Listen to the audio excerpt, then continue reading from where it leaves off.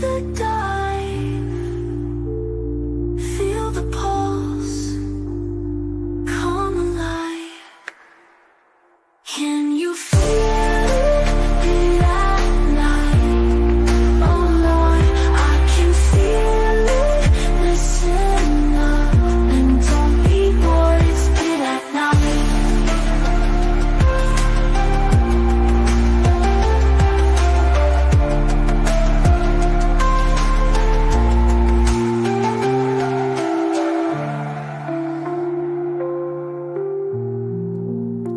Nighttime is the right time. Yeah. Welcome, everybody.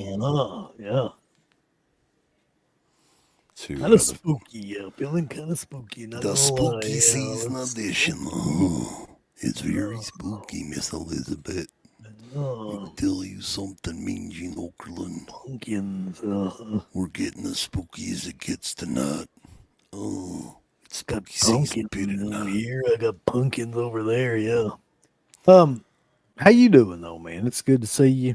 It's lovely to see your face. Good to see you too, motherfucker. We're supposed to have an unboxing on here tonight, but unfortunately for Vanderhoff, he's going to have to wait a little bit longer. But yeah, that was the initial setup. But it's been a while since we've done a live stream, so I'm glad that we could at least do this, do like a Ask Us Anything show. Because these Pit at Night shows are roughly hour and 15. So it'll give us a good time here. The weekend is almost upon us. Rocktober's ready to creep on in, man. It's a fun time of year. Yeah, October's getting ready to hatch right in front of us and deliver a big egg. And Vinegar Syndrome's putting out all their little hints of stuff that ain't gonna be worth shit, but they're trying to make you think it is. Arrow that's Video's got some movie coming out about basketball. What Really? could it be? That was their hint. They've got like a picture of a basketball going in a hoop. It could be anything in the world. It could be White Men Can't Jump. It could be Blue Chips. 4K of Hoosiers. It could be Hoosiers. Yeah. Yeah. So we got a crowd in here. Vanderhoff is in here, man. Hey, Vanderhoff, I've got the box right here, buddy. What the shit, buddy? What's he got in there? Is Look that at like that. I a don't suitcase? I don't know, but it's evidently it's split into two. Right when we open the big box, and then one is yours and one is mine. Huh. So we'll have to wait on that. I'm intrigued. But yeah, he's wanting us both to open them at the same time. Thank you, Vanderhoff. We've got it here, brother. And William Cinema, what's going on? Jonathan Song Co. SYC Jim, we got Jonathan H. What's up, y'all? Watching a Walmart DVD I picked up called Lanterns Lane. Jeez. Killer. What a stinker. Yeah. Lanterns Lane. Don't you go down Lanterns Lane. Oh. Ground to saw. A Matter of Pat. Did either of you bother with Alien Earth? I thought it was bad, but Romulus is still worse. I'm never watching another Alien or No. Predator movie. That was my... Rose and Uncle Bill. We'll get to Listen, that. motherfucker. It's been a long time since my thing's been frozen. Now I got the new internet set up. Fuck you. There you go. But He's got the best internet that Cracker Bottom can... he got the best internet Give cracker him. bottom offers. Yeah. Dino or Dino. I think it's Dino. What's going on with you, man? Jostradamus. Robot House. What's going on? Bitches and Hoes. What is up? Killer Pizza. Ooh, our old friend Scream Bloody Gore is in here. It's been a while since we've seen him, and hope everything's going well for you, sir. Spirit Crusher. Night of Living Dead 4K Steelbook. Everybody's posting about it. Mine hasn't even shipped yet. It was an Amazon order. Look But here. I got... Yeah, look at that. Fuck you all. Look at this. I got it. You don't have it. I got it. Fuck you. And the review is already up. If you guys haven't seen that, Uncle Bill did the review about 2 days ago. I think it was 2 days ago. Yeah, I got it relatively early, I think, and Listen, if you didn't place that pre-order, you fucking messed up because that disc is amazing. Like everything about it is outstanding. The weird thing that Amazon did is it was almost like they put up like 10 copies at a time. Like it was gone and then they put it back up. Gone, put it back up. So like I just kept randomly checking it throughout the day and eventually got an order in, but who knows when the hell I'll get it. Yeah, I don't know. Shimozen. He just picked up his Dead Pit Horrorthon VHS. Well, that's a good. It gives me a good idea to bring it up because there's only a handful of these left, especially if you're wanting a signed copy. I know that some of the later orders are good buddies at Tape Rot's going to have some copies, but if you want a signed copy, especially, and everybody's wanting them signed, Uncle Bill, our autographs are worth lots and lots of money. Worth But dollars. deadpit.bigcartel.com. And there you go. Halloween Horrorthon from 2008.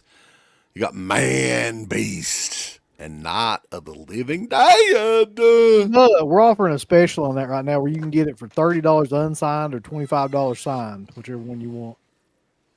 Yeah, just go over there and click it and do what you do. But Samosan, thank you so much, man. Manny Gatijo, what's going on, Holmes? Manny.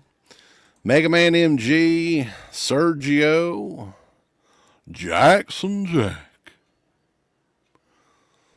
It's funny you bring this up though. This because I'm going to talk about this a little bit later. Black Peter, yeah. Somebody said you guys have an update on murder set pieces from Massacre Video. Yeah, I got something. We can go ahead and get into it. I mean, I'm saying hey to everybody here. We're going to answer your questions tonight. If we see questions in the chat or just random stuff we want to talk about. So let's start with that. That's a good one to start with. All right. So give you a little bit of background and set the stage for this a little bit. Like we have known this guy since the original, iteration of Dead Pit Radio back in the day. Lewis Justin owns Massacre Video or runs it or whatever. He co-owns it or whatever he does. And up until this last probably year and a half now almost, everything seemed to be fairly normal. And then like there was a litany of releases that got announced that got pre-ordered that have never been put out. And I just happened to stumble upon right before this a new Facebook page. And this is not mine. I am not associated with this in any way whatsoever. But the name of the Facebook page, and I shit you not, is Massacre Video or Scammers. That's the name of the Facebook page. But what they've done is they've compiled every release that Massacre Video has announced but not come out with. So I figured it would be fun to go through this list. So on October, does it have the pre-order date when it first come up for pre-order yes, too? Okay, yes. that makes it fun then. It's got October of 2024 murder set pieces and Nutbag, baby, Nutbag are announced for pre-order. No updates or release date on any of those titles yet. September 2024, Venus Flytrap pre-order is announced. There's been no updates on that. August of 2024 bundle, a pre-order bundle for Mind, Body, Spirit, Visions of Suffering, Nails, and Snuff Business. No updates or any release dates on that. July of 2024, the Dasuki Yamanouchi subscription limited edition. Hold on. I found this. This is killer in here too. Hold on one second. This is something I just stumbled upon that I think I don't know if I can get down here. Yeah. Anyway, I'll try to find it here in a second, but it's fucking hilarious if I can find it. Anyway, none of that has been released according to this. I'm just reading off this page. Like I don't have any knowledge of these titles. There was one that you mentioned the Venus Flytrap, right? Is that one you mentioned? Yeah. Yeah, that one was April of last year, I Yes. That's what think. I said. March, April last year. Yeah. And September. It says September of 24 here, but yeah. okay. So it's been well over a year. Mhm. And it's been July was what was the other one? Nails or Yeah, I was just Hack a talking about Lantern? that one. Hack a Yeah. Lantern was June of 20. That's the next one on here. June of 2024. It's a pre-order. The 4K, no updates. Retailers, it says retailers like Orbit DVD are radio silent with no updates as well. Promise for Halloween 2024. April We 2024. promise. April 2024, the final Storm 4K. That release has been canceled, and that's been confirmed by Uwe Boll, apparently. Did they take any money for it though? No acknowledgement of cancellation or refunds offered to customers that pre-ordered. According to this, that's all of them. Now, here's the thing, man. Like, that's a lot of shit. And if this is all like, if this timeline is all true, and like I said, this is a completely separate Facebook page to us, then that is a lot of pre-order money and things like that that we haven't heard anything. And I actually emailed him too and was just like, "What? This has probably been 6 months ago. I was like, what is going on? Like, give some sort of idea of like if there's going to be refunds, or you're going to be sending stuff. Nothing. So, I mean, all of this stuff could work out, but that's a lot of titles to make up.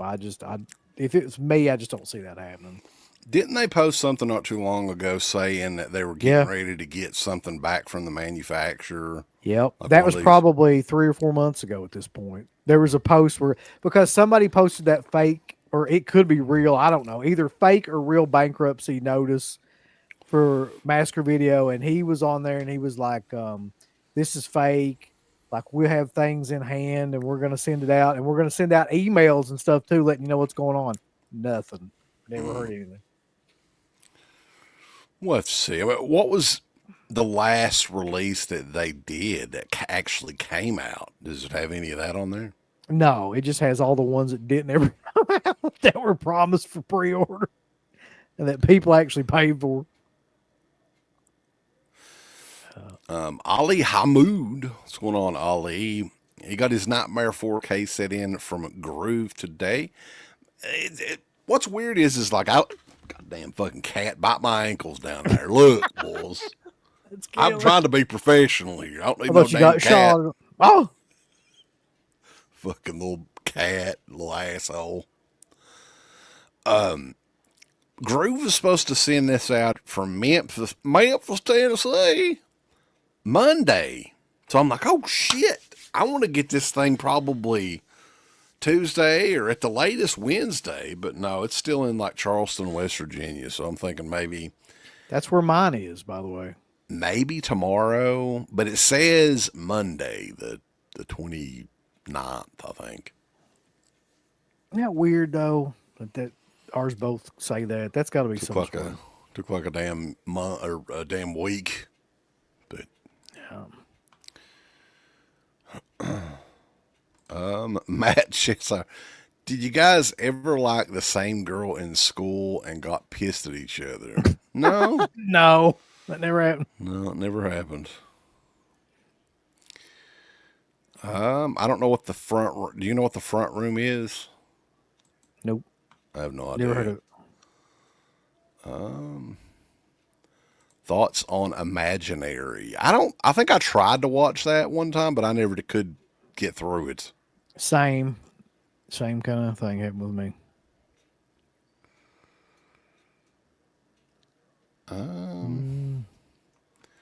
Clown in a Cornfield. Have you seen that one yet? It's one that I tried to watch, but it looks so fucking cheap that I just stopped watching. It is very cheap. Yeah, it's not. I mean, it's okay. It's a time waster. But yeah, I'll never watch it again. I really tried, man. I was like, I just can't get through it. Vanderhoff's got a point here, boys. There's only 26 likes, and there's 108 people watching us now. So take a second out of your day and just like it, right? You're watching it. We're not forcing you to pay for anything. This is free. What one did you got? Are you talking the Elm? I'm guessing he's talking about the Elm Street I don't know if he's set. talking about Massacre or if he's talking about Elm Street. Oh, well, with me and Massacre Video, man, like I think that I ordered like the Nick Palumbo's like collection set or whatever it was that had. I did too. Yeah, it was like the bundle of all that shit or whatever. Yeah, it had nut bag in it and murder set pieces, the unrated version or the whatever the blurred out cover is. But I don't know what to think about this. I mean, we've known Lewis for a long time. He was on the show back in the day. He was on the message board. The poor little fella might have lost his way, Uncle Bill. I don't know. I'd feel bad. Well, I to- mean, it doesn't look good. Like the fact that none of that stuff has any kind of updates. He's not trying to reach out to people. He's not trying to like make the situation any better. There's no kind of like, there's nothing. It's just complete silence. Nobody's heard from the guy. I mean, I don't know how you operate a business like that when you got pre-orders over a year old. I just don't see how that works out for you. yeah, the distributor, did you have to like, I don't know. I don't know what would take that. I mean, he's gonna.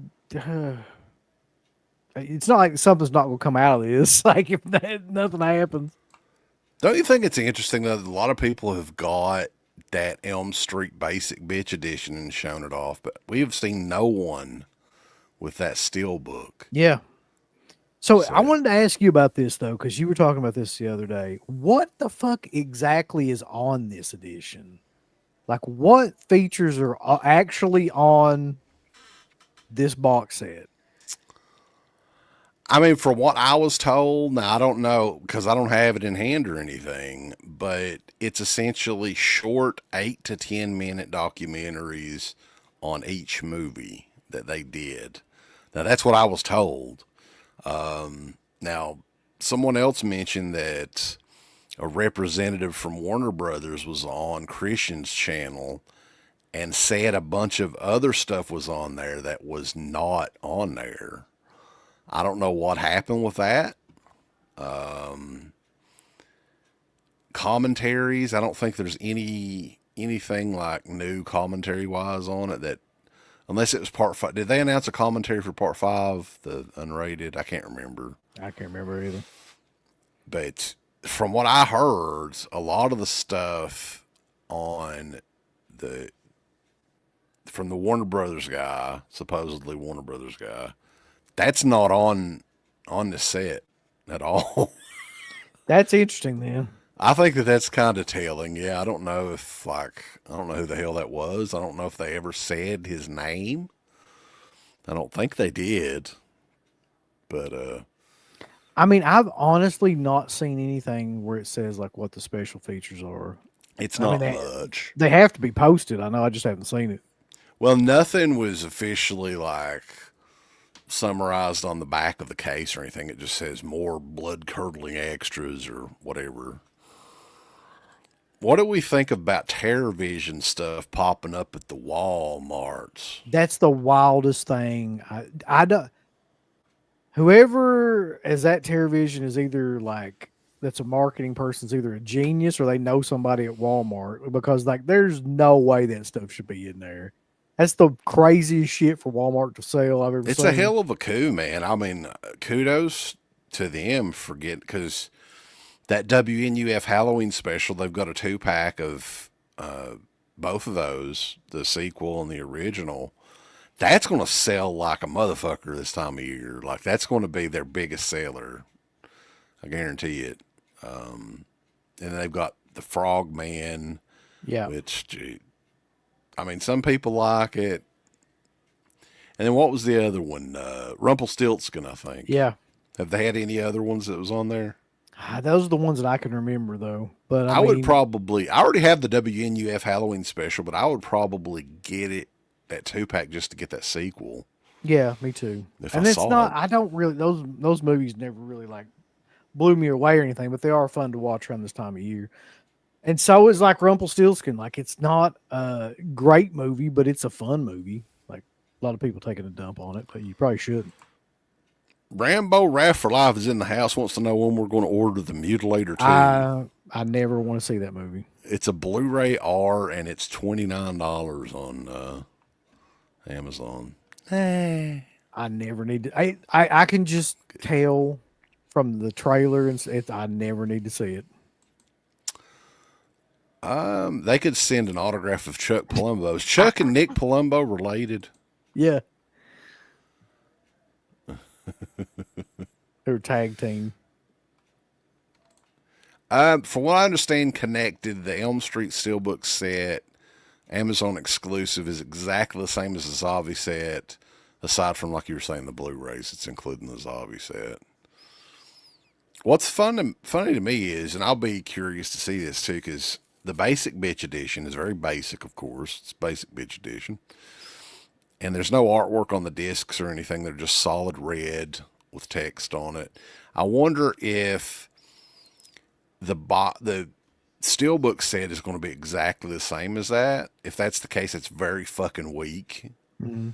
Because these people are paying 3 times that amount for essentially just cases. Right. That sounds about right with the current, climate of physical media. People are just like, oh my God, these cases, like the whole thing. I'll pay $100 a piece for them. What's a movie that you hated that grew on you, Uncle Bill? That one that we haven't mentioned because we talk about a few of them. Yeah, that's true. Good question. There's a bunch, man. Doesn't even need to be a horror movie, really, I don't guess. I mean, I can think of ones maybe I didn't hate, but I really, really didn't like that much. Like Day of the Dead is one of those when I first saw it that I didn't like. That grew on me over time. I can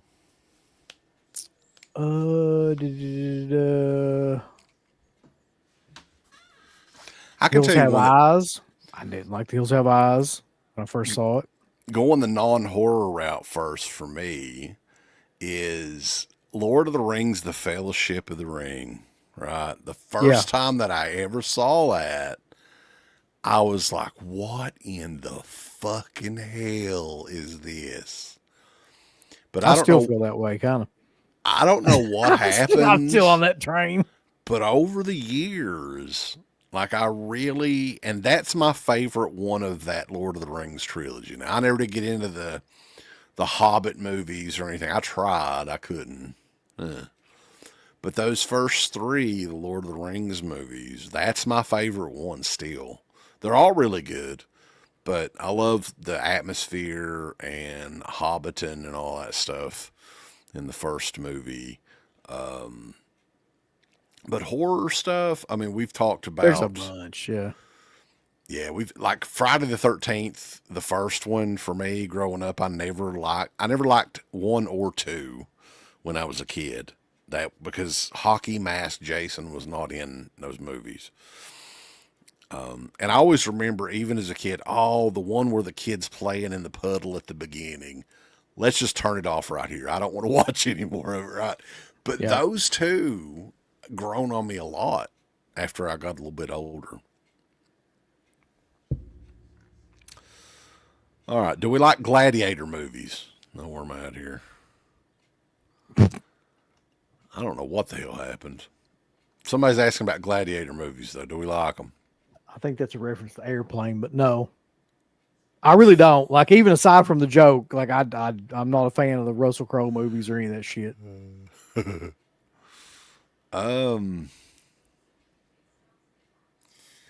see. Jackson Jack. What is a movie everyone loves but you hate? Violently hate. I saw Miko Macabre in the chat too, by the way. Give me a shout out to Miko. I haven't seen her in a while. What's a Thought we movie made her mad. everyone loves, but you hate?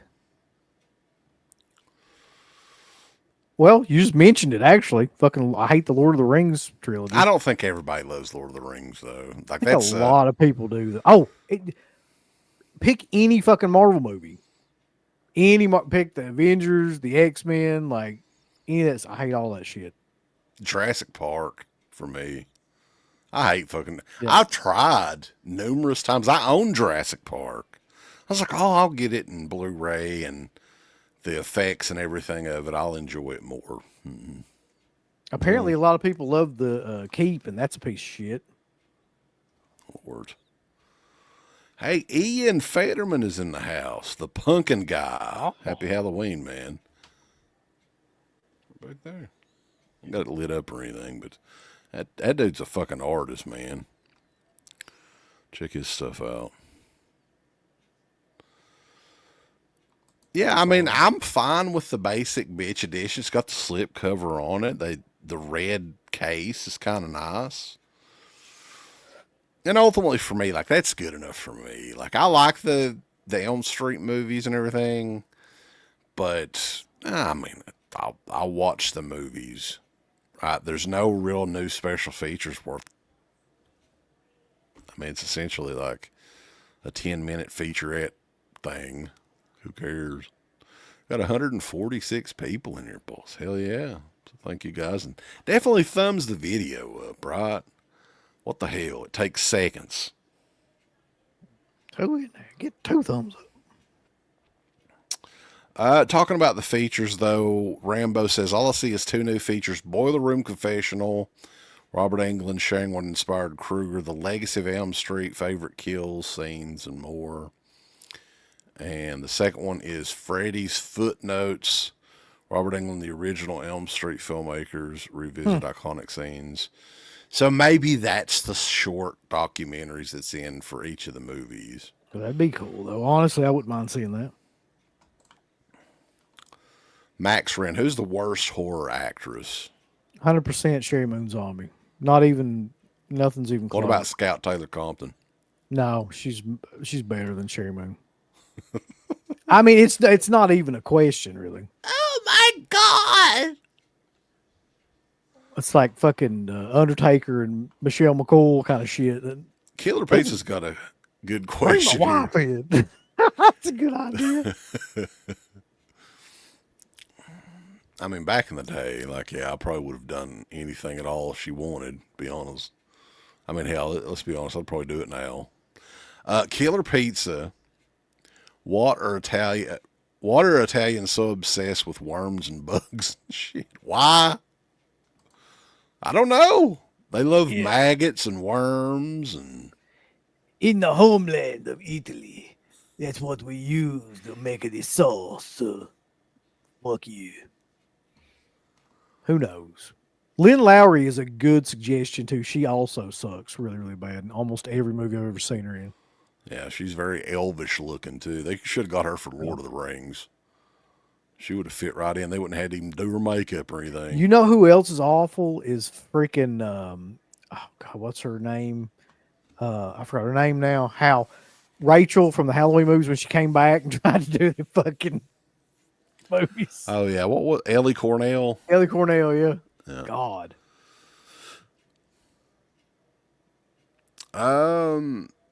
Edge's contract with yeah, I mean, that's the thing. Like, I don't know who Cena's final opponent should be. And a lot of people don't. They can't figure it out. So Edge, that would be kind of cool, I guess. I'm gonna be honest with you. Like, to me, I don't know if it's the most memorable, but the biggest feud he ever had was with Randy Orton. I'm not saying that they've already done that, so they're not going to go do it. But I'm just saying, like, they had that match like 100 times. That's the only one I can really remember that sticks out of my head. Everybody else, like, he never had memorable feuds. He just did the same shit like every time. And I mean, the CM Punk feud was kind of good when they did that. But they already didn't. They already did wrestle? that too. Yeah. So at this point, I don't know. I don't even keep up. I don't even watch any of the shows at all anymore, really. But like, I just watch a lot of wrestling shows, and you hear about like what happened on these shows. And the Brock Lesnar thing was crazy to me. I was like, what is the purpose of that? Like, and now I understand like he's not going to have another match with him. So it's like, what was the point of that whatsoever? And now the next show they're doing, AJ Styles with Cena. I guess just I don't know. because they don't Just really putting have a people history. over or so. I don't know what he's doing. The first movie that made you fall in love with horror movies from Mike B. Was there one that pops in your mind as like, okay, this was the gateway to. Yeah, but it's a boring answer because I've said it 8 million times. It's Dawn of the Dead. I mean, it is. That's just what But it you didn't is. see anything before Dawn of the I'm sure Dead I where. did, but the question is like, what movie made you really like, fall in love or pay attention to horror? It's Dawn of the Dead. I mean, that's the one I remember repeatedly watching when I was a kid, and like really like it just captured something. I would always go back to like the first couple of VHS tapes that I remember renting that was horror movies. And I've said this numerous times too, I guess. Friday the 13th, Part 6, and Psycho 2. So those were Yeah. like, and that kind of started it all. Right. Miko's in here. What's going on, ma'am? Hope everything is well. The Creepshow TV series box. I saw that was out. I've got seasons 1 through 3. I don't even think I saw any of season 4. And that now the show's over with now, right? They're not doing it anymore. No. When is the next Dead Pit on the Road? I don't know. What else is coming out What this year? I was trying to figure out like what the hell movie would we go see? Like what's even coming out? I'm curious about this too. And I asked Mark, I need to get his hookup for that big chunky zombie flesh eaters 4K.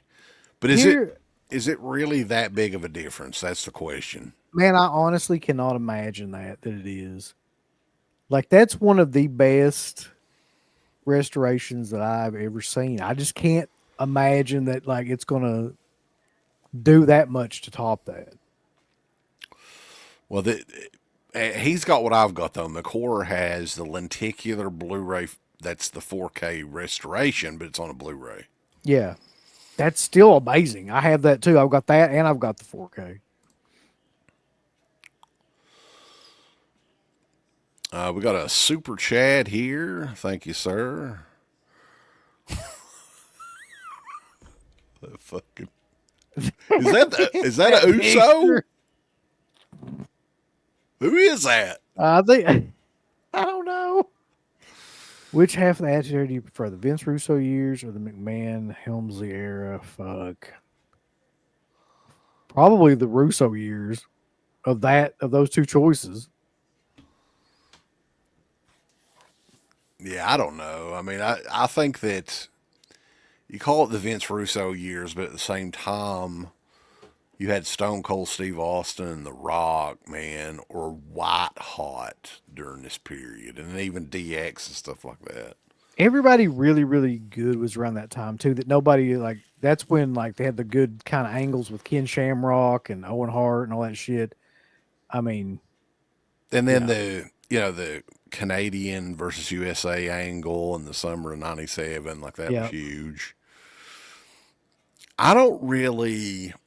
I mean, going back and watching like WrestleMania 17, it's a great show, but I don't really remember wrestling as a whole being that great around that time period. I mean, maybe I'm just, my memory is going, but thank you for the super chat, man. Dark Knight of the Scarecrow, do we enjoy it? From Sean of the 80s.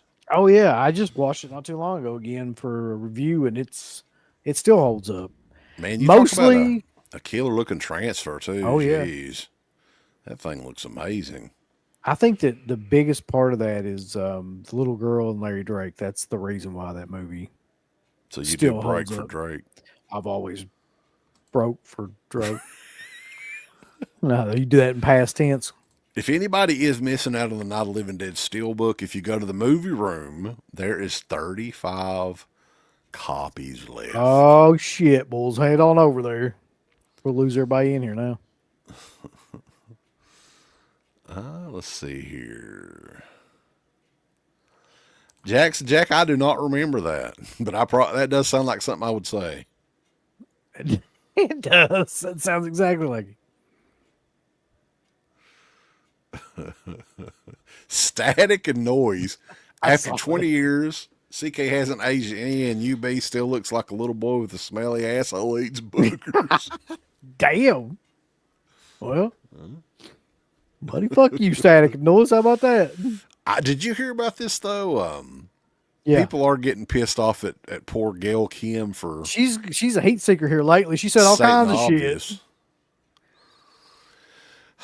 And I was watching the Stevie Richards or listening to the Stevie Richards show, and he said it best, man, because people always say, "Oh, everybody always puts over ECW for doing all these death matches and shit, right?"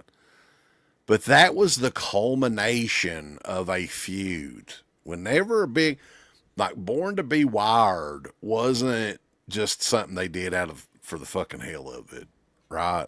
That was a culmination of like this feud with Funk and Sabu that went on that summer, and that's always how they did it. They booked it up to a big point, and now it's just fucking ridiculous. Like there's no point in any of this shit.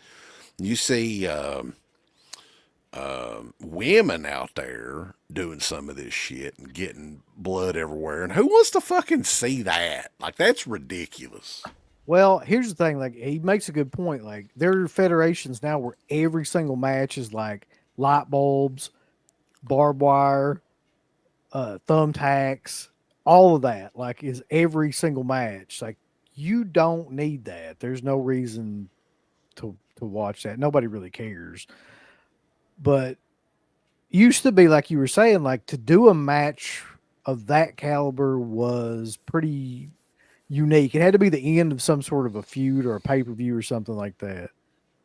Yeah. But now it's like every day you'll see something like that. Like they just had the match from what was it like something in Japan where they did like a suplex on top of a school bus It's or something. it was for some documentary or something that they're doing on death matches. What? I just don't care about that shit anymore. Ryan, it's interesting that you mentioned this because I talked about this at one time back a few months ago. That if WWE did, which I mean, a lot of that stuff, I don't know if you can remaster it.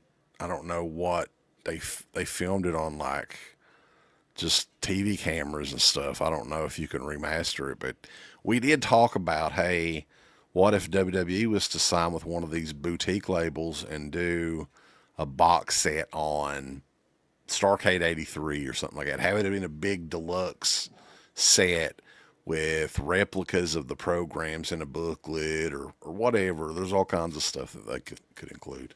That's I think one that'd be area they haven't killer. really done, and they'll do anything for money now. So I'm sure they'll do that eventually. I agree with Phantasmad here, man. That New York Ripper Blu-ray was phenomenal. Yep. I don't think I I got ever that got the one, too. 4K of that, but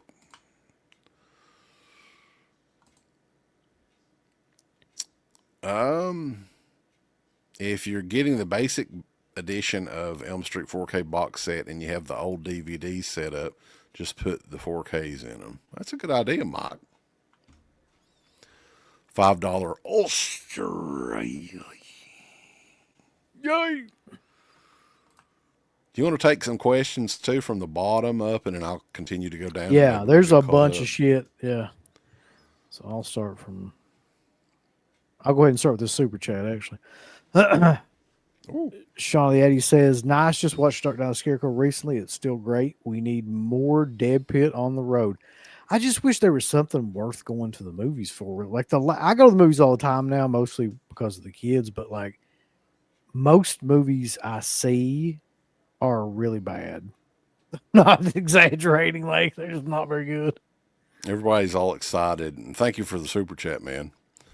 Yeah. The popcorn buckets now are more exciting than actually going and seeing the movies. Yeah, you got to get How them. sad is that? You got to get them pop. This is a great question though. Which one is better, Siege 1983 or Assault on Precinct 13 1970? Have you seen Siege? Is I don't that the know. Italian movie? No, it's a Canadian one. I'm pretty sure. I don't think I've seen it. No. That's actually tougher than you would think because both of those movies are great. but I'd still give it to Assault on Precinct 13 because of the score and because of like the Napoleon character. Come on, you pussy! Fucking Garrett, boy.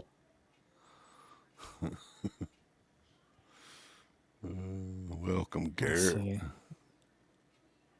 what we got here. Coming down the bottom, down the bottom.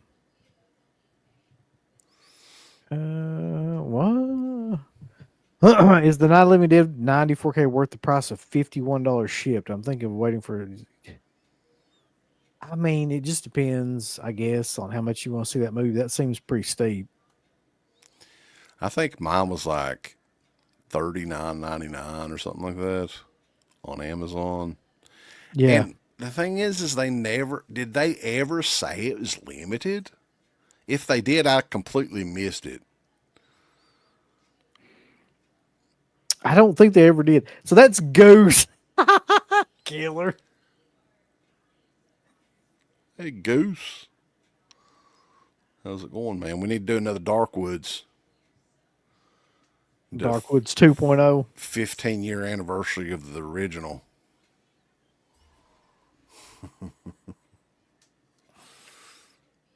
Jackson Jack is saying that I think the Dead Pill on the Road should be special, like meeting Garrett or Mark. It could be Dead Pill on the Road, the movie. We could do some sort of. We're going to that Living Dead weekend, so we could probably do some sort of video up there. Yeah. We can't meet Mark though, because Mark's like the CIA. He don't want nobody to know any of his like details or location or anything like Mark's got a goddamn sofa with speakers and shit in it. And he acts like he can't afford to fucking go to Pittsburgh. He's got a $6,000 sofa, boss. It's like He's explaining all this shit that's in his sofa. What the hell, Mark? Come his up here to sofa. Pittsburgh. His sofa blows him. It's got like a pair of lips comes out. It's got an attachment where you can like connect a real doll head to it or something. You imagine seeing a huge box set of Nitro, the entire collection on 4K. That would be amazing. Yeah, I just don't know how, like I was saying, how they can remaster that. I mean, maybe in the future with AI and stuff, they can figure it out. But yeah, I don't know if the cameras back then, if there's a way to remaster that stuff for 4K. Here's a super chat though. Jonathan H. I live 10 minutes from where Scarefest is. I've never been and was going to go on Sunday. Any tips for my first time? Wanted Tuesday night to sign my Dream Master media box. Should I even try? Tips. I mean, I've never heard any bad stories about her, so she should be fine. What tips would you give somebody that's never been to a show?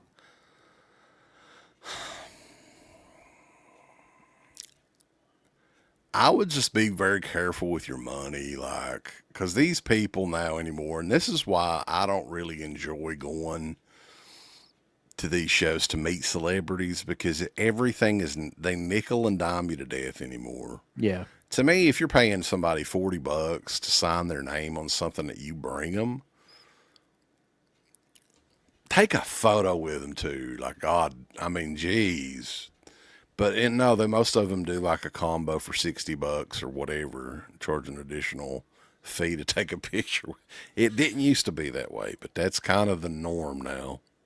There's really no way to win when it comes to like photo ops or autographs. Like they've got you, they've got you when you come in if you want, because they're going to charge a fortune for both those things no matter what.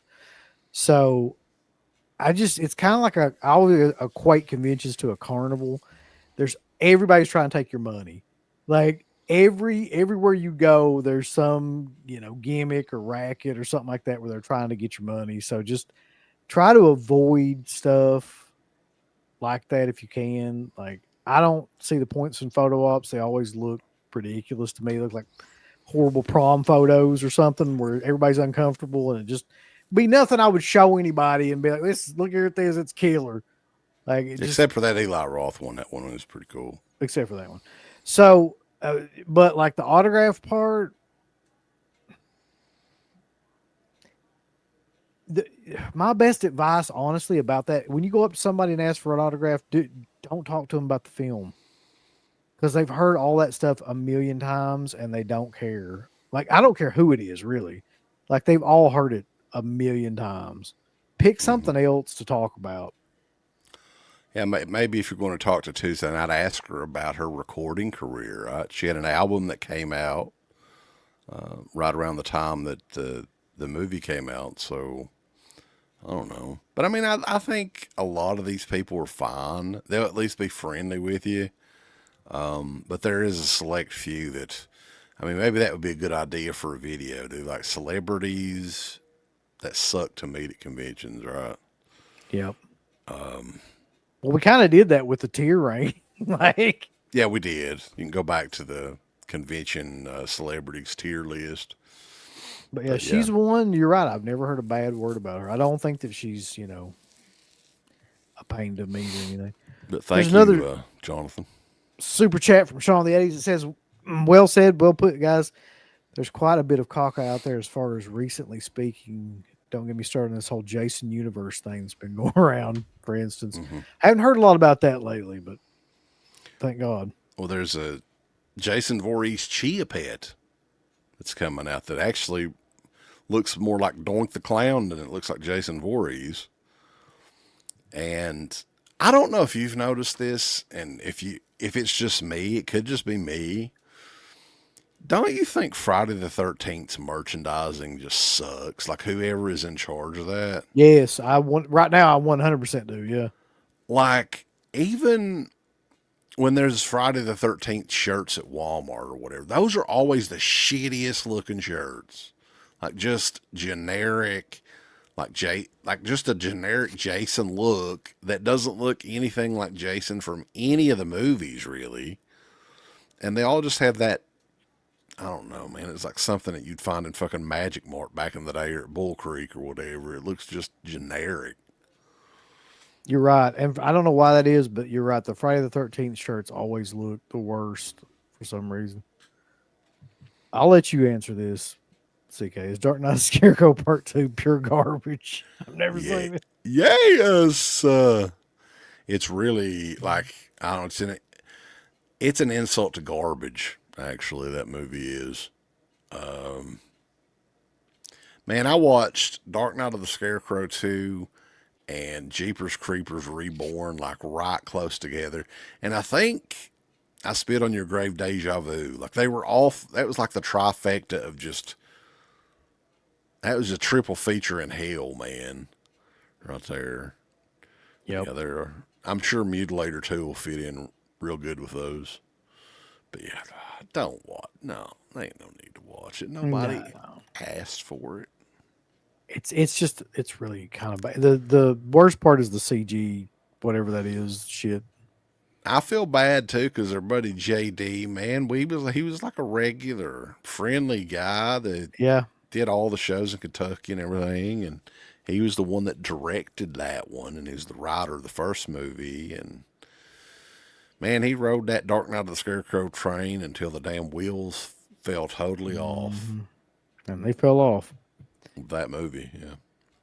This is a good question. What would you say the best movie of 94 is of these? Pulp Fiction, Forrest Gump, or Shawshank? That's a tough one, man. Can you imagine 3 movies like that coming out nowadays? No. You They wouldn't don't have even make one movie like that now. right. You wouldn't have 3 of those movies of that caliber that would come out in 10 years now. I would go with just a personal favorite is probably Shawshank Redemption for me. Like that would Same. be, That's the same for me. I'm gonna be honest. yeah.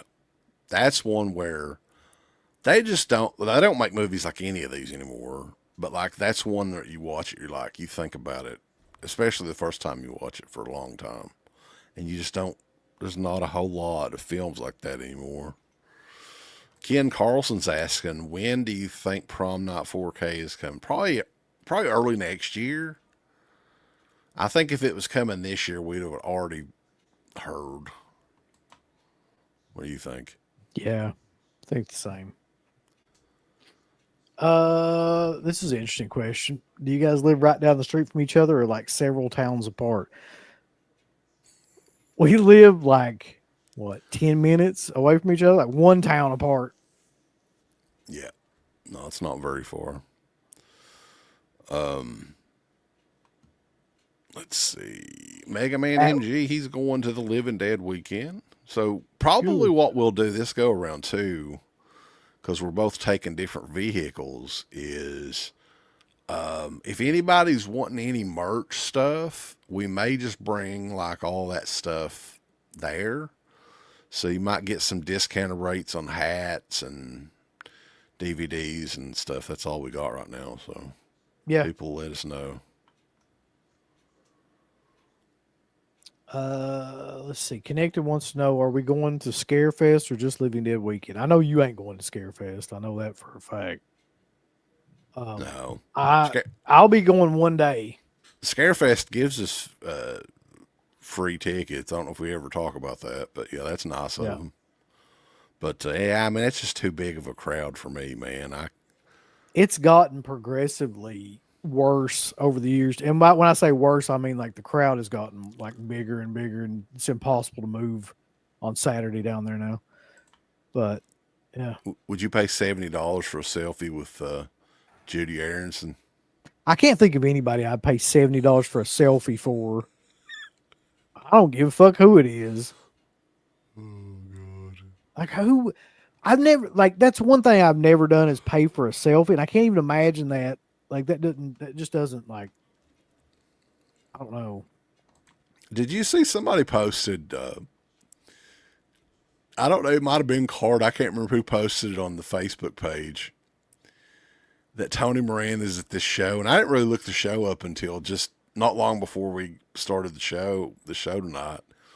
It's some sort of Comic Con thing in Michigan, and I Yeah. was thinking, oh, it's some newer show that, and I think it's like 4 years old or whatever. It's still not that old of a show, but man, you talk about bottom of the barrel.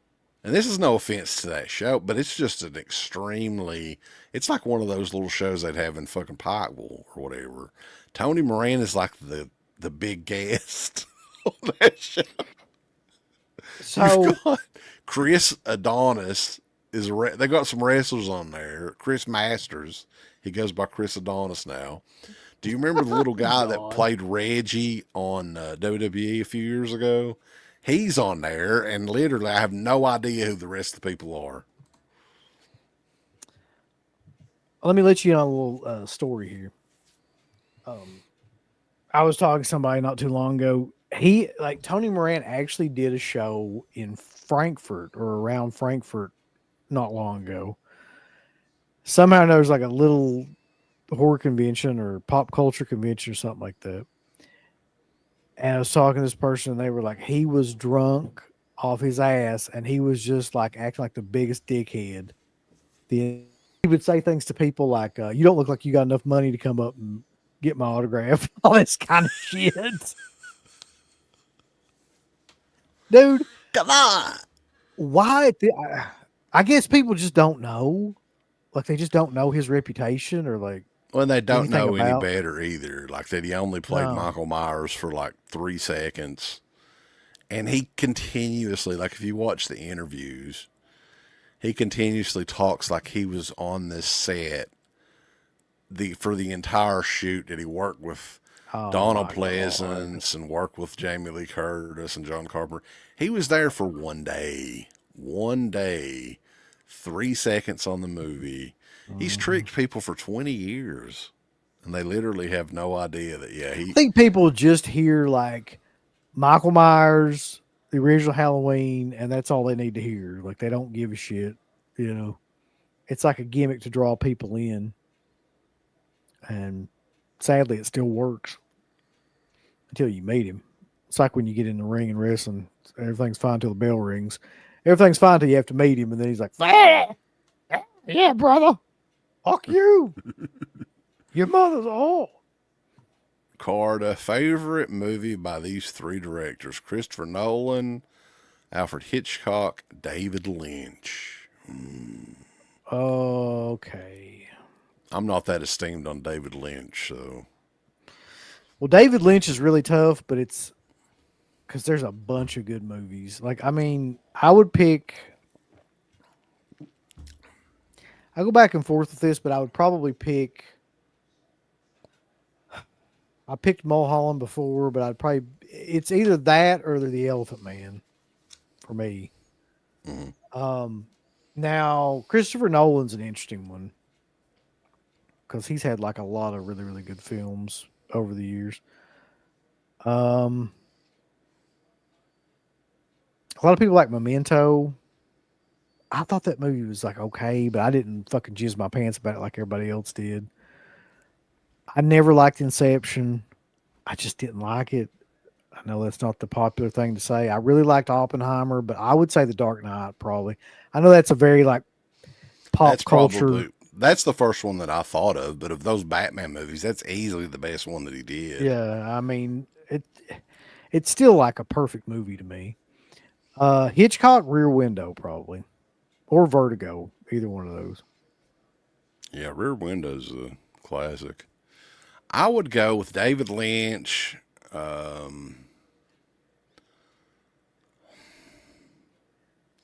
Blue Velvet's probably the only one that I've like watched a few times, so I'll go with that. It's an amazing movie. Dark Knight. Didn't he also do? Did just mention another movie, Insomnia? I think that's a Yeah, pretty underrated one. yeah, he did. And Alfred Hitchcock, I'd still have to go with Psycho. I know it's, but I mean, Rear Window is pretty close. And I love when I was growing up, and they had reruns on Nick at Night. As a Pit at Night's a little bit of a tribute to that of the Alfred Hitchcock Hour and Alfred Hitchcock Presents and all that stuff. So when I was a kid, I knew Alfred Hitchcock from those shows, the introductions and everything. So it was shout out for that. Oh, like I know. there is a 10% off discount too for the movie room. That'll get your not 94K down to 46.50. Thanks, Max. Will we ever get Rocktober Blood on Blu-ray from TerraVision? Yeah, I Yes. think so. Yeah, because they've got a working relationship with them crazy ass for that crazy ass woman. So I that's good. think here's a bold prediction here. I don't know what the quality will be like, but by this time next year, October Blood will be out from TerraVision on Blu-ray. I don't think Blu-ray it's coming is. to 4K. Which 80s horror film had the best remake?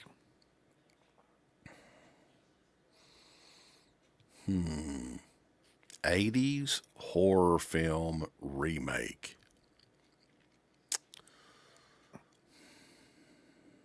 Man, Has there been anyone that were the shit? Oh, I know one. Friday the 13th remake's not too bad.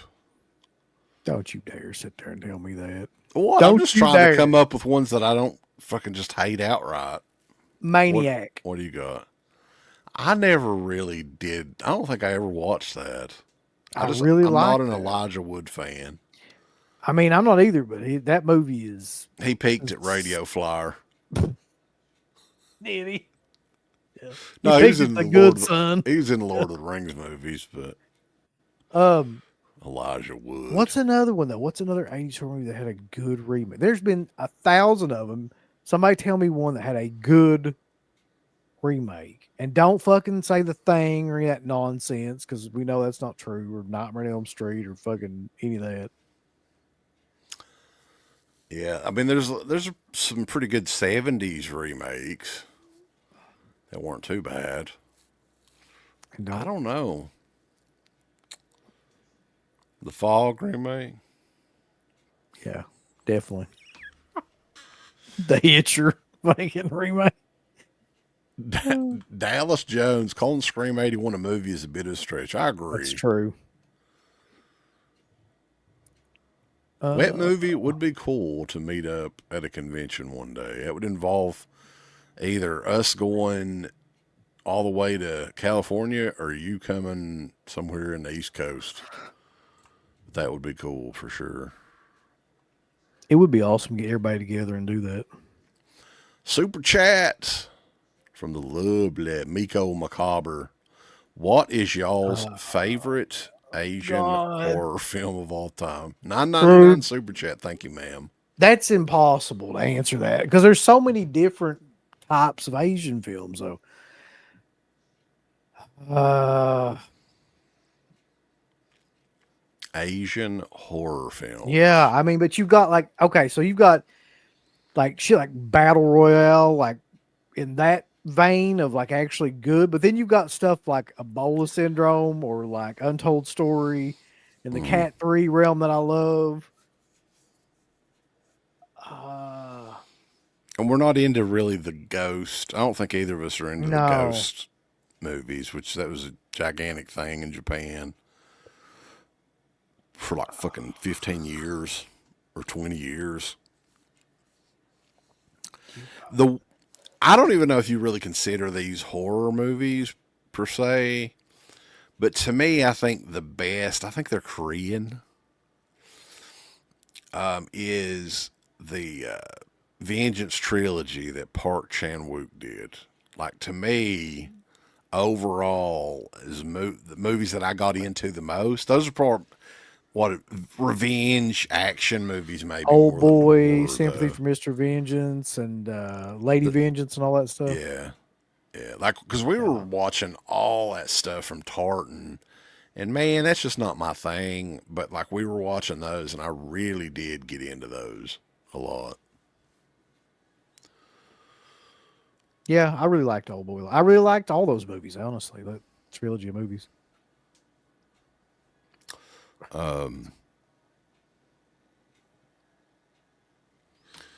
We reviewed some not too long ago. That one that the Wailing that we reviewed a couple of weeks Mhm. ago, that was really really good. That was a Korean horror movie, and it's pretty much one of the. I mean the director even mentioned that was one of the influences for Damien Rugna for When Evil Lurks. That was a pretty good one. You can 100% tell that too when you watch those two movies. Yeah. Uh, then you got to go back because I've watched some really obscure films because we've gotten a lot of obscure things to review. But if you go back and watch a lot of those, like they had a lot of prison movies and like Kurosawa movies and samurai movies and things like that that were, you know, we're talking from the 50s to the 70s that were great. Yeah, that's one aspect of horror that we're not deep into, or at least me. I know Uncle Bill's more into the Cat 3 stuff. But yeah. I mean, I could go on all day about there's at least 20 Cat 3 films that are great. Most of them are great just because of the nature of what they are, but McCord says that he heard that Tom Matthews is going to confront CK about cyberbullying.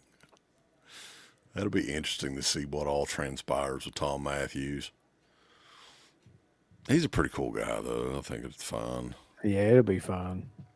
I actually am familiar with these. Have you seen these videos where they'll have like, Yeah, the promo videos. yeah, the promos of the guys will be like, I'm Stonehenge from fucking Mud Creek, Kentucky. They're Fuck you. I'm branching out, though. on They're going like all the southern states now. It used to just be West Virginia and Kentucky.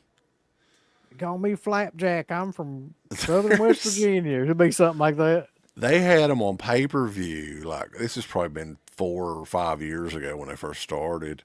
And we watched a couple of them. And man, you talk about some of the wildest shit. I can't believe that they're still doing these because I figured somebody would have died now. These are people with no experience at all fighting just fucking dumbasses from up the hall. That's what it is. It legit Yep. is. These are some of these people. My wife knew of them from growing up, people that lived up where she was from. So they're not professional fighters. No, they're just random fucking people. I don't know how nobody's been killed yet, but it'll probably happen at some point. Matt Cheshire, what Madman stuff are you talking about exactly? Max Thunderdome, would you rather have dinner with Tony Moran or Kane Hodder? Oh, Kane God. Hodder. Yeah, I don't. That's not really even a question. Boodle. I don't think Kane Hodder is like a bad dude or anything. I think that'd be an amazing dinner. Speaking of which, you remember that time we had dinner with? It was Ed Neal. Um, was it Marilyn Burns? Hell, I remember Ed Neal. Who else was I Tiffany think it was Ed Shepis? Neal. Yeah, that was a hell of a dinner though. Yeah, it was an award show or something too, right? Yeah, we didn't win an award, I don't believe.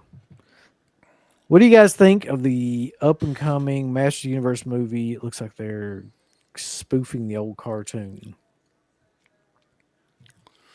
I was told that it's still going to be on Earth. Didn't they ever fucking learn their lesson with that? No, they never will. Ah, man. Like, to me, I would have done something along the lines of like the Super Mario Brothers movies. Make it look like the old cartoon, but just the modern, like, animation style, and do it that way. But, yeah. Listen, if you don't have a little like elf-like creature with a guitar in it, and I don't want to hear about it. Remember that little guy? What was his name? He's like playing that Gwildor. little Gwildor. That was the only character from that movie that they made a Masters Universe figure of. It was in Oh, the really? it was in the very last line of those Mattel figures.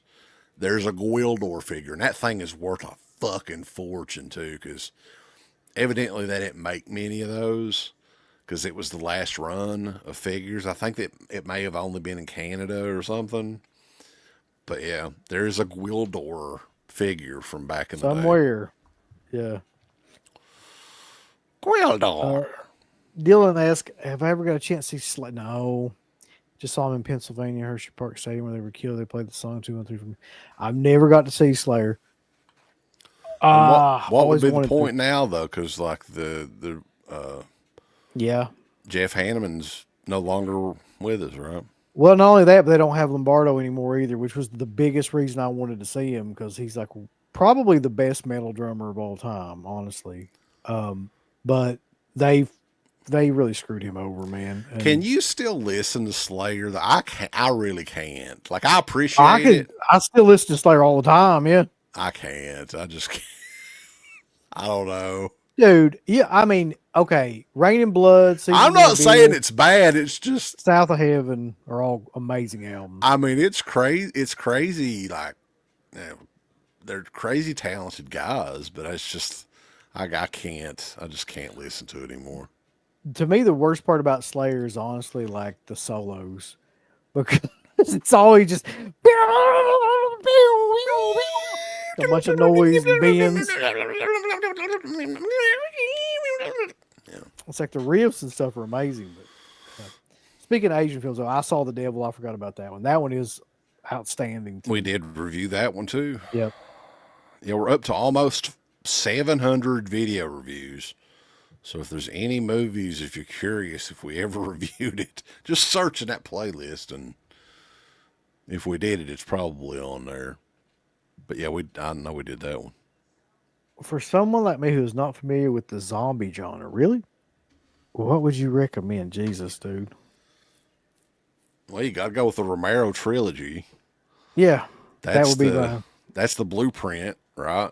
that's my number one picks for anybody that says that. So then once you like transition out of that, you go to like Return of the Living Dead. It's a little bit more comedic. You've got the newer kind of era of stuff, which is there's some good stuff. There's some bad stuff. Here's what I would do. Okay. Don't follow the straight trilogy at first. Go Night of the Living Dead, then Dawn of the Dead, then Let Sleeping Corpses Lie, right? Then Fulci's Zombie, Uh huh. then Gates of Hell, then Day of the Dead, then Return of the See, Living I feel Dead. like that's a whole journey. Like I feel like you got to go through a whole bunch of American zombie films before you get to like the Italian zombie films. It's kind of though. a progression, though, really. Like if you go, because you go from, well, no, really, what you could do, because what year was Let Sleeping Corpses Lie was before Dawn of the Dead. 72 or 3. So yeah, you could go start it off with Night of the Living Dead, Let Sleeping Corpses Lie, then Dawn of the Dead, and then continue on. I don't know. To me, it'd just be fun to see someone's reaction if you did it in that order. But you got to start with Night of the Living Dead. Like that's the one that started it all. We got more super chats here. Yes, we appreciate all the super chats. Shaun of the 80s is really killing it tonight. Thoughts on John Russo's Midnight, which I bought from Severin. I like Midnight, man. I'm shocked. I don't think John Russo had as much to do with that movie as he says because it's too good. That's true. Like, oh man, I feel bad for Russo though because after that last Living Dead weekend, he's actually seems like a nice enough guy, but it's just he can't write shit, which is his primary job. So there's that. I don't mind the movie though. I actually kind of like Midnight as well. It's kind of slow, but what do you want, you know? Yes, I'm a huge fan of that movie. That's one that we probably saw. CK and I probably saw for the first time around the same time. When was it Blue Underground put that out originally? The Anchor Bay. Anchor Bay, okay. Yeah. Uh, Yeah, that's just a crazy atmospheric zombie movie, and I believe it is the first that features the real intestines and the gut munching and all that. I think that's the first one I ever remember seeing that was like that. That would later. Well, I mean, Night of the Living Dead has that in it. It's just in black and white. But like, that's the first one where it I was think they really used real pig intestines and shit in it though. explicit. Yeah, I don't know if they did that in Night of the Living Dead, I think all that stuff is just from but that became a Yeah. big thing. The pig intestines sought pig after intestine gimmick. in Italy. Uh, Shout Factory is having a sale. I think it starts on October the 1st. I don't think they're doing it yet. Are they actually having a sale on their site? Because if they are, it ain't gonna be worth shit. If it's anything like their Yeah, other sale, Kino's got a sale right now too. Kino has a sale all the time though. It doesn't really seem like that big of a deal whenever but somebody else is doing a sale too. Maybe it's Arrow. Maybe they're doing a sale in October. Killer Pizza. We got a review for Boogie Nights somewhere. I think we did it. I think it's on YouTube. We got a request for it. Go check it out. Deer Hunter says, "Did you see that Air 44444.4 updated their page and put some new agent?"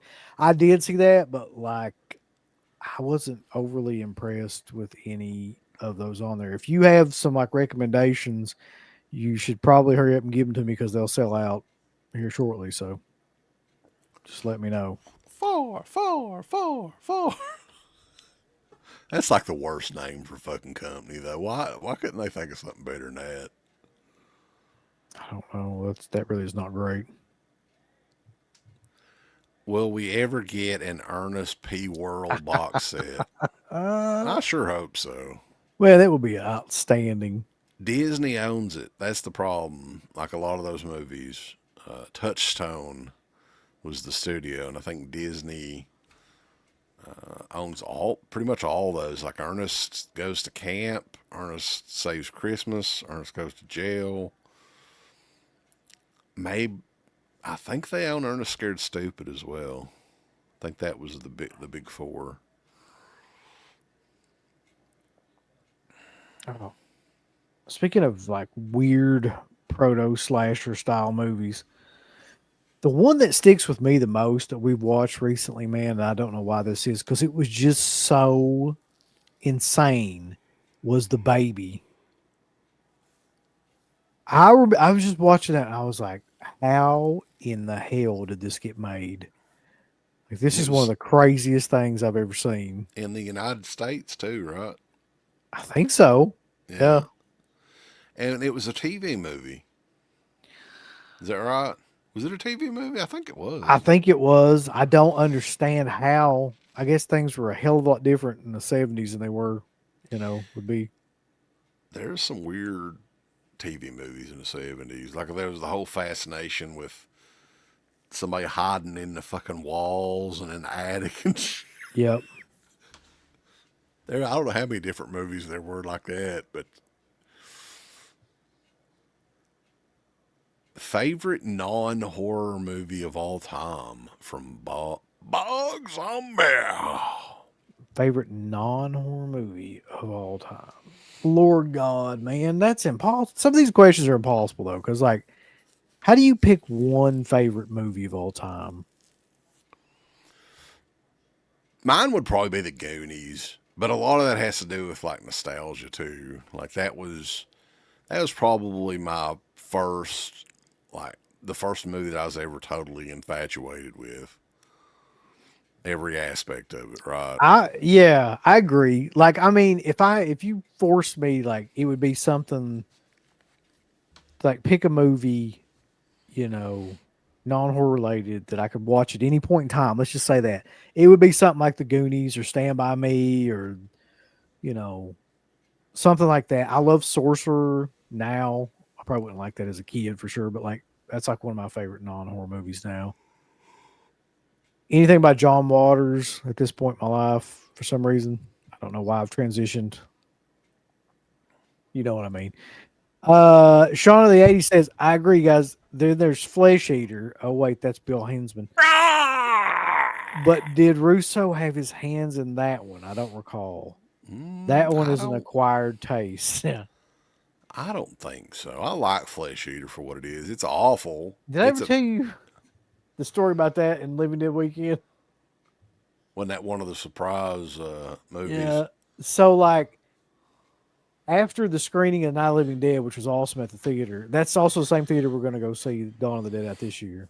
Um, they have an after party, right? And they're going to do that this year with Return of the Living Dead. It's going to be the same thing, I'm pretty sure. So you go like to this what was basically I could describe it as like a little darkened dungeon like room, and there is a projector set up. And they were like, "Don't miss this because this is going to be like a special screening of a movie." And I'm like, "Holy shit, they're going to show like Dawn of the Dead." I Right. was like, they're going to show it because they can't show it, without Rubenstein's approval. So this is how they're getting around it. They're just going to like do it in secret or whatever. It's going to be awesome. So I go down about 30 seconds into it. I'm like, oh fuck, this is Flesh Eater. That's what they showed. I was like, oh god. So we sat there for about 5 minutes, and I'm like, I don't think I can I always make it liked through. Flesh Eater. I mean, It's just, it's bad, but I think it's fun. it's just not a movie that I don't know. Um, what's your stance on Toby Hooper and Poltergeist? Did he direct it, or did he just hold the camera while Spielberg told him what to do? That'd be awesome. Get over. I sincerely think that Spielberg. I think that he was at least assistant director with Toby Hooper on it. Like that movie feels so much like a Spielberg movie. I mean, I think Toby Hooper technically directed it, Yeah, but I think that Spielberg was there throughout the entire damn thing I do and too. was There's no way because like there's parts of it that are like Toby Hooper, like the part where the guy pulls his face off and everything. That's like a Toby Hooper moment to me more than a Spielberg moment. But the part where like she goes into the TV and all that, that's like completely Spielberg. Mm-hmm. The part with the skeletons out in the pool, that's Hooper. But you can kind of see the Did you differences. hear the latest on the All American Massacre fiasco? No, I'm not sure I care, but what is it? Evidently, Tony Hooper, the director of the movie, has stated that editing is almost done and it's coming out. He's going to bring it out. Well, 25 years later, All American Massacre is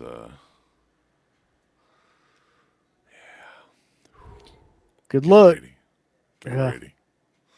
I hope he talks to some of those people before he tries to do this, man, because that's not going to go over if he doesn't. Kim Hinkle and all those people, that's just not going to work out. No, I mean I don't know. We'll see. Well, maybe we won't see. I think it'll probably just all go away again for another 5 to 10 years. Probably. Favorite John Waters movie? I like all of them basically. Honestly, like I don't know if I could pick a favorite. Like I like Pink Flamingos.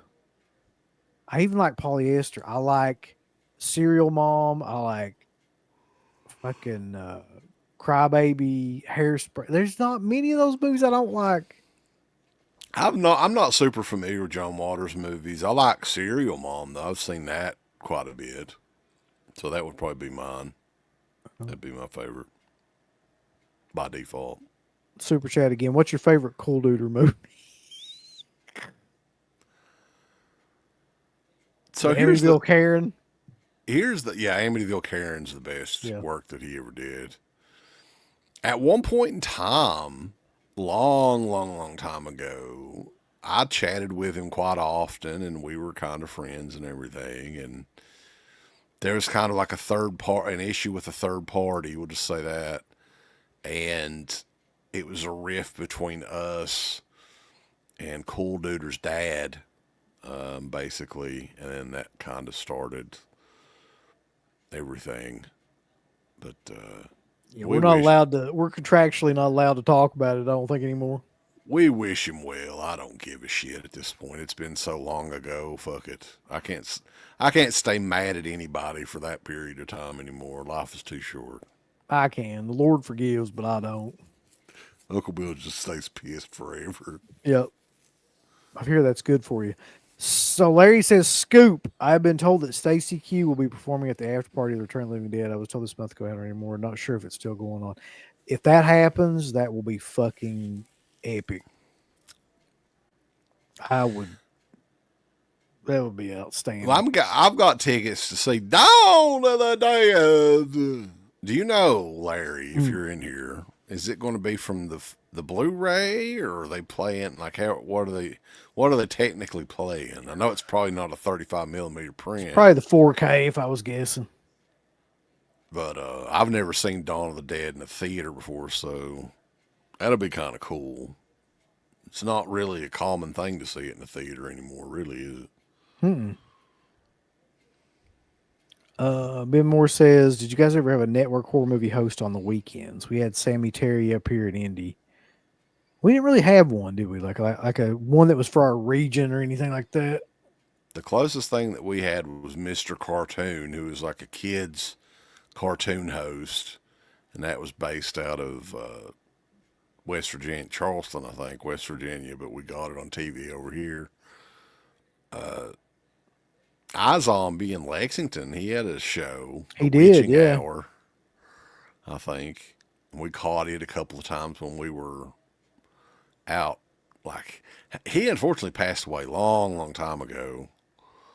But he was from Prestonsburg and definitely one of all the horror hosts. You see that guy one time, he's definitely unique. Just say that. There's nobody else that looks like that dude.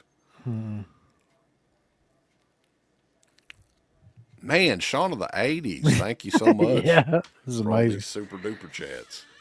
He says, "How perfect! I can picture it. I actually like it too, but yeah, it's another so bad it's good. But does it rank up there with Troll 2?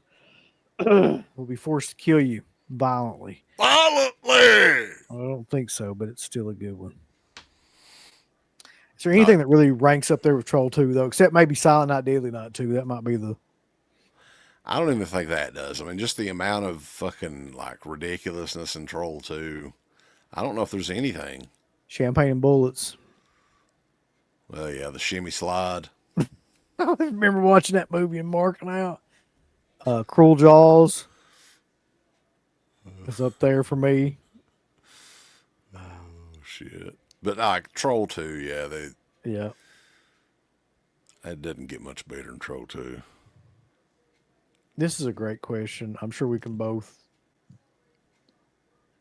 throw some answers out. What are your favorite Iron Oh, Maiden songs? man. There's just so many. Like, Fear of the Dark is one of my favorites. And the funny thing is that's the only good song on that album. The rest of that album sucks ass, from what I remember, right? Mm-hmm. Seventh Son of a Seventh Son. That one's on of a seventh son. The entire Brave New World album. Like, that's probably my favorite. Brave new world. We're blood brothers. We're blood brothers. I think my ultimate. I've got several that are, but my ultimate favorite is "God Somewhere in Time." Those two albums, Seventh Son of a Seventh Son and Somewhere in Time, are just, that to me is like the peak era of Iron Maiden. Yeah. I know Peace of Mind. Everybody talks about Peace of Mind and Power Slave a lot, and those Yeah. are great albums. But yeah, that era, like you were saying, Somewhere in Time, Seventh Son.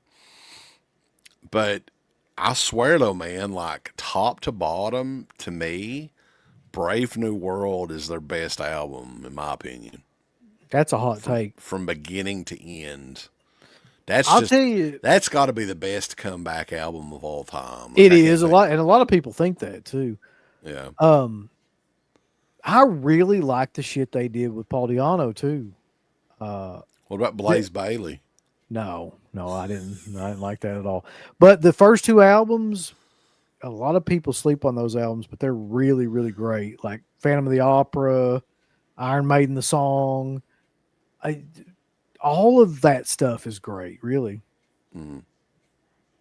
Yeah. What are 5 essentials that you watch every Halloween season? There's not 5 that I watch every year. I don't think. I mean, I alternate them from year to year. I try not to watch the same thing every year. What about you? Yeah, I don't either really. But the one consistent one that's worked its way into my playlist every year for the last, like, or our playlist every year for the past 5 years has been like Halloween 3. I just think that movie encapsulates everything about the holiday. So we watch that one every time. Also, I always watch The Worst Wish. That's what I was I going to say. don't know why. Worst Wish has got a lot of rewatchability too, because it's just like an hour long, Yeah. and it's just nostalgia, man. Because like that was all over cable TV back in the day. Like it was September, October. It was on almost every day. It seems like. Creep Show, I think, is a good one, man, for Halloween. Like Yeah. a lot of the Halloween sequels, just put in a random Halloween sequel as well. Like even some of the bad ones, like put part 5 in. Fuck it, who cares? There are some too that I think will be new this year, like October Blood, because I, really didn't get into that movie until this past year. Hack a Lantern, man. Hack a Lantern is perfect. Yeah. Okay. Sam Crow says, "Who's the hottest female wrestler of all time?" Hottest of all time, huh? Jeez, all time.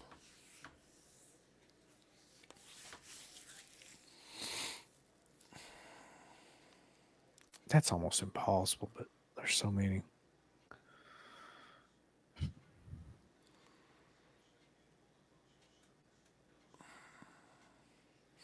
Is it like maybe like 1999 era Tori Wilson?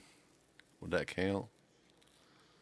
Or Stacy Keebler too? Jesus Lord, Christ! yeah, around that time. Yeah, I Uh, can't pick just one. I'm gonna throw out a hot take here that I think is true. Honestly, around 19 what 87, 88 era Missy Hyatt. That was crazy, man. I like Missy Hyatt when she was with the Nasty Boys too, like the early '90s. Yeah. What about now though? Real quick, like who's the hottest one now? To me, we talked about this before. It's probably Stephanie Vakir, Yeah, I think. she's up there. I like. Hey, let me tell you something. I like Naomi too. I would not have picked Naomi for some reason. I man, bam. That's all. Bam. I would have picked if I had like a second pick too. I mean, Tiffany Stratton's fine, but like, I don't know. There's something about her that's too plasticky. Too whoish. Yeah. Maybe like They're all. who is that huge woman in AEW? Megan Bain. Oh yeah, yeah. She's a bit of Lord all right. God. All right. Let's see here. We've got another super chat, Bulls. I'll try. Love letters. I gotta hold on to those and keep them close to my heart. If you've got an unopened survival quest though, hit me up because I'm interested. I can like make a. I can draw up a fake love letter to Uncle Boo or something like that and send Yeah. it to you. You guys like the Night of the Demons remake with drugged out Edward Furlong? No, I hate that movie. It was awful, and sadly, it had Tiffany Shepard in it too. I watched it one time and I remember nothing at all about it. No, that's really bad. Although I really love Brain Scan, I'm pretty sure he was drugged out in that one too. So Evidently, they've remade Witchboard, and I hear it's not very good either. the Kevin worst Tenney. witch is legendary. Sean A says Silent Night, Deadly Night 2.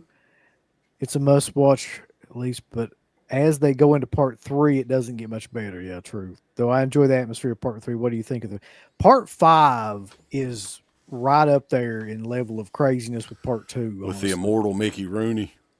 He was Yeah. almost immortal. I mean, that movie has got a lot of shit in it. I always thought it was funny. In part 5, Joe Petto, right, is his Joe name. Petto. Yeah. And he runs Petto's Toy Shop. That's the name of it. Petto. True. That's so fucking killer. That's like something that I would put in a damn movie. Uh-huh. But yeah, I'll give him credit. That's pretty good.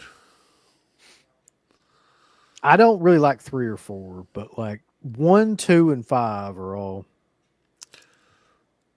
Yeah, the fucking Bill Mosley has like a strainer or something on his head. What the hell is that? Listen, I don't know, but I've actually watched. I couldn't tell you how many times I've tried to sit through part 4 and have never been able to fully make it through that movie.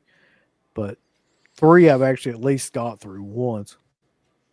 Alpha says, I know it's more current, a little played out now, but outside the original Halloween, Trick or Treat '07 is a damn near perfect Halloween horror film. It Great is. anthology. Yeah. It's just that whole thing has been done to death, and there's been a gazillion hacks copying that shit.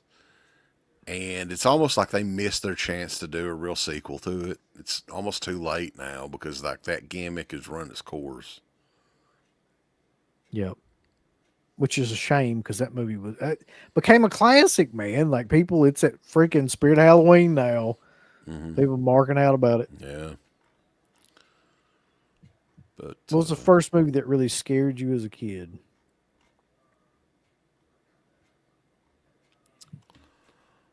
it was probably the first Nightmare on Elm Street movie. oddly enough.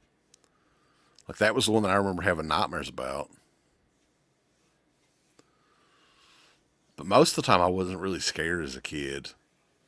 I just thought it was cool and gross. You know what it was for me, and I've told you this before, but it's still true. And it's the one I always think about when somebody asks that question. It's so stupid because the movie's not scary at all, but for some reason that little kid or the young kid in it as a zombie scared the shit out of me when I was a kid. Return of the Living Dead 2, where the bully kid turns into a zombie. Yeah, because he was a Always, kid. yeah, it always freaked me out for some reason. That movie's great, man. You need to go back and rewatch it. Super chat from Mike. He says, I like the older woman so much. Okay. You like taking some adult to a pussy, baby. Uh, so Larry got the 90 Steelbook. I didn't know you didn't have that yet, Larry. Yeah, man. What the hell? You should have pre-ordered that long ago. It's gotten into you, man. The hell? Here's a question for you then. Speaking of Francine, who was the hottest ECW girl?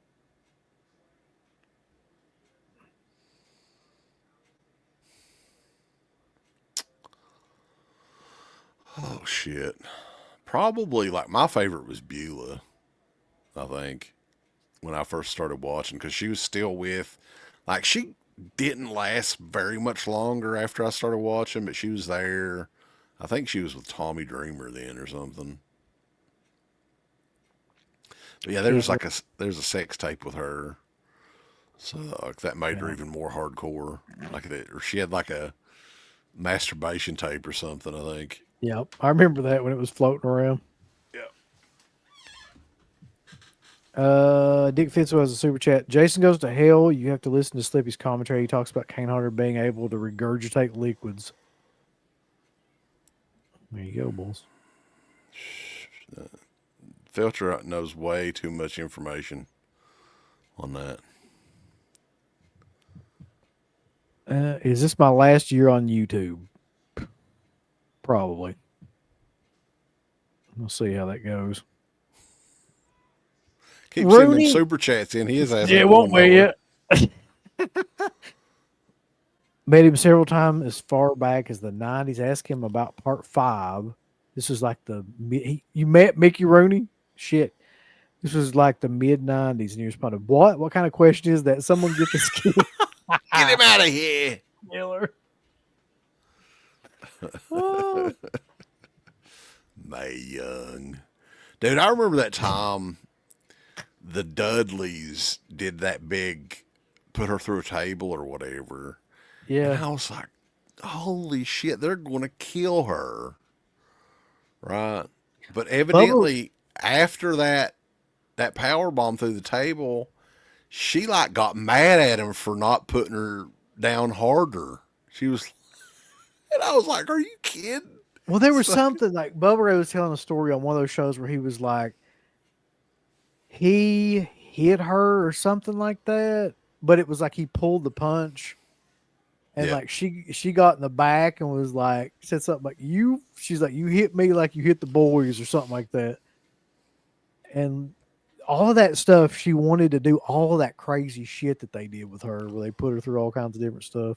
That's wild to me because she was like 80 or 90 years old back then. And she was like being put through tables and power bombs. And well, she lived years past Moolah. And she was older than Moolah, if I'm not mistaken. Let me look her up. She has to be the toughest women's by far. There's not even like anybody close. People talk about, she was 90 years old when she passed away. People talk about how tough like Gremlin Jackie was. There was nobody tougher than Mae Young. Nobody even close to doing shit like that. So her years active was from 1939 to 2014. Killer. What the fuck? Yeah, that sounds right. Jeez. Yeah, she's a tough old broad, that's for sure. She always looked like she's half out of it too, like she just wandered in there from some. She can take a bump though. She's like the female Mick Foley. Well, from my understanding, she never really quit wrestling. Like I think they were training women or whatever else. See That that? dog slid off. Oh, She's shit. she's asleep. That was killer. Well, we've been on here way longer than what we thought we would. If anybody has any other closing questions or anything, throw them out here. But we appreciate all the super chats and stuff tonight, man. We haven't had a crowd like this in a while that has That's the been, question. yeah. Do you think at one point we'll see Scott Taylor, Calm Daniel Harris start giving lap dances at the conventions at the Well, Pride? who's to say they're not already? I mean, they may be doing that under the table. That's really not out of the realm of possibility. If you charge like $200, I could totally see that happening. Scout would make a lot of money doing that. I can tell you. Danielle would too, but Scout's a little bit younger. Ever seen Inframan? I have no idea what that is.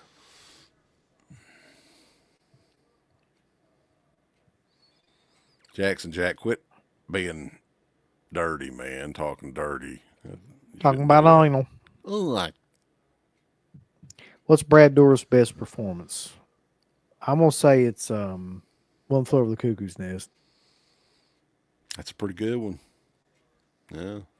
I think he's doing isn't he doing tours with that now where he's doing like Q&As after that, like they did a remaster of that or whatever? Oh, is he? I know a lot of people are doing that apparently Brad- now with movies. Yeah. Brad Dourif, man. About anything Brad Dourif is in is good.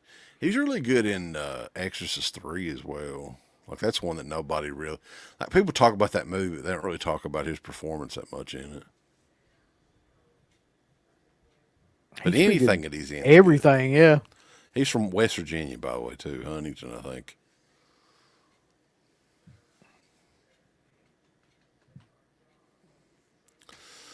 All right, Bulls. But what we got coming up this week, Uncle? We got Friday Night Lives, I think, tomorrow night. Tomorrow right? night, 10 o'clock, Friday Night Lives. We're going to be doing the worst films of the 90s. We're going to pick across the decade 5 films that we think are the worst, each one of us. So that should be an interesting show. Bro. Oh, yeah.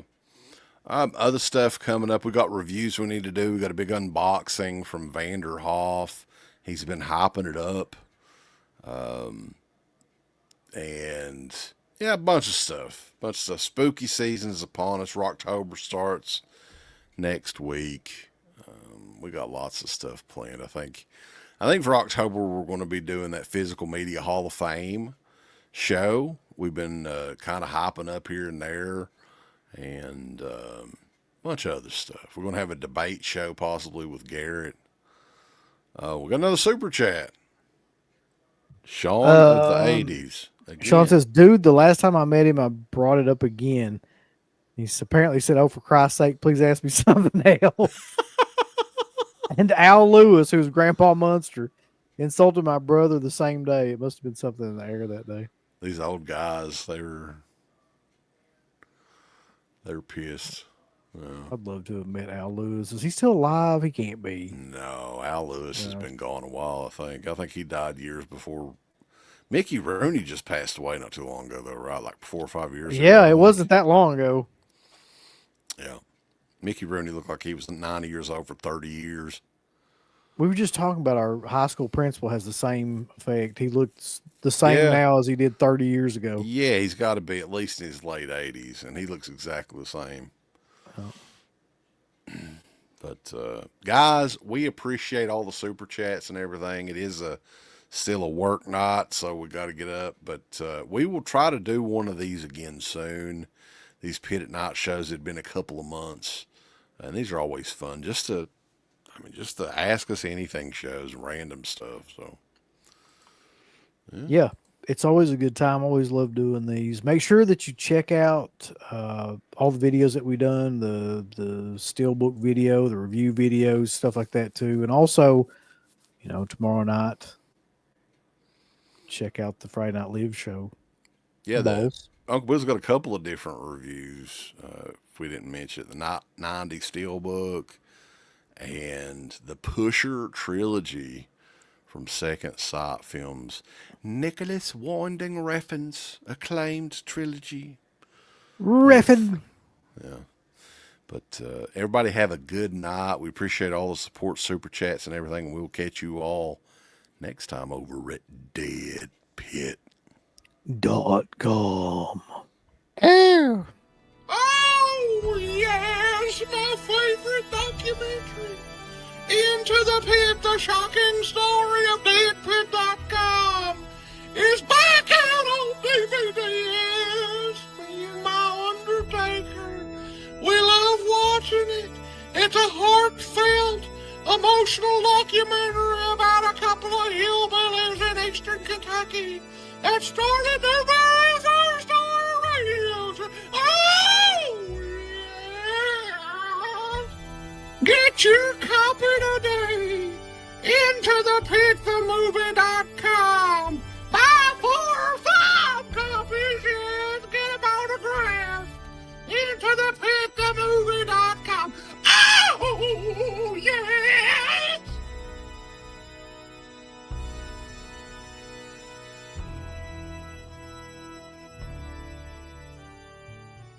A big thanks goes out to our supporters over at Dead Pit on Patreon.com. You can get hours upon hours of great content, right, Uncle Bill? There's so many hours of content. We've got reviews. We've got songs. We've got live streams. We've got exclusive streams. We've got non-exclusive streams. We've got streams with all kinds of celebrities and all kinds of different old shows from the past podcast, the initial incarnation of the show. All of that can be yours. Dead Pit on Patreon.com. Show us a little bit of love. Give us some money because we definitely deserve it.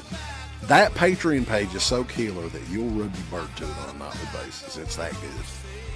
You won't be able to contain yourself. You'll have to jerk your bird out and go crazy. I mean, that's how much content that we have. So much content that it's massive, and it will massively smack you in the face. You'll play with your bird so much, pretty soon you'll be looking around for somebody else's bird to play. Hey everybody, it's your favorite Filipino bitch, Miss Slatko Fudd, telling you about shop.deadpit.com. Simply the best horror shirts. On TeePublic, there are others, but they all suck. And it's the best goddamn deal on horror shirts you will ever see. New shirts, old shirts, all the in-between shirts. God damn it, bulls, go over the shop.deadpit.com. You ain't down with that. You can go to fucking hell.